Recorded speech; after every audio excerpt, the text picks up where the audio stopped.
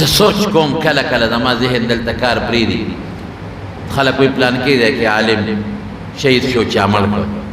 پلانکي دی کې عالم شهید شو چې عمل کړ پلانکي سپینګیري چې عمل کړ نو زه هم چې دې سپینګیري له لاسه چا ولې و سینګ ورکړ ده له ګوتې سینګ ورکړې بیا لکه سوچ راشي حضرت عثمان له چا لاس سینګ ورکړ په کور کې دننه محاصره کړې دي او بي پې بندې کړې دي په بیت مسجد نبوي کې منځ پې بند کړې دي او یقین کوي په دیوال راښکاره شو او باغیان ته ګیر چاپېره تو دي هغه خلک چې د مدینې امن یې تباه کړ هغه خلک چې د حضرت عثمان رضی الله عنه شهید کی چې مکمل بدامني راشي او ته په دیوال راښکاره شو ورته څه وایي وی تاسو ته پته ده چې د جومات په خلکو تنګو نو رسول الله مبارک او فرمایل چې څوک به د جومات له ځای والي چې چا واغې چې زه وله جنت خوشخبري ورکړم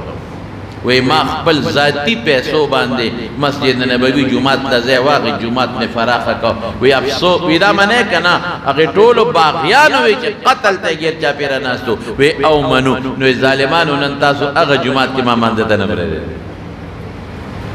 او بیا ورته څه وایي بیا ورته وایي وی تاسو ته پته وه چې په مدینه منوره کې خوږې اوبه کمې وي نو یو کویو د یهودي په خلکو به اوبه خرڅولې چې کله به یې خوښه وه خلکو له به ورکولې چې به یې نه وه خوښه نه به ورکولې نو رسول الله مبارک وفرمایل وی څوک به دا پی والي خو ځان لنه مسلمانانو له به یې والي خپله به هم ترې بورقه راوباسي مسلمانان هم نو چې چا دا واغې زه وله جنت خوشخبري ورکوم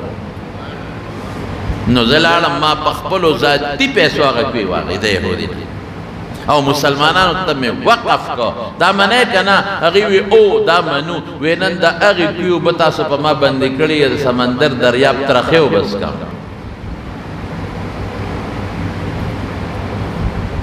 زما رڼو ام شهید شو هغه شهادت سره بدامني راغله نو زه یم چې کومې ګوتې د حضرت عثمان رضی الله عنه باندې په توره غزار کوي کم لاسونه خو ظلم شو کنه او بیا په قرآن شریف ته باندې کم قرآن شریف ته چې ناست دی هغه د هغې تلاوت کوي او په توره پې غزار کوي او د هغه د ګوتو بندونه د هغه قرآن شریف د پاسه غورځېږي وینې په قرآن شریف د پاسه غورځېږي دا به هم د دنیا څوک درندګان به ظالمان څومره ظلم وشو هغې نه بس د دغې شهادت د عثمان نه بس عالم اسلام ته چې کوم تاوان ورسید او د صحابه شیرازه چې کومه تباه شوه او د حضرت علی او حضرت معاویه رضی الله تعالی عنهما منځ کې چې کوم جنجال جوړ شو او د دنیا خلق پکې شهیدان شو بنیاد یې دغه هغه لاس هغې له ورغله د عثمان له کوم حضرت عثمان چې رسول الله مبارک په یو موقع فرمایل په یو موقع باندې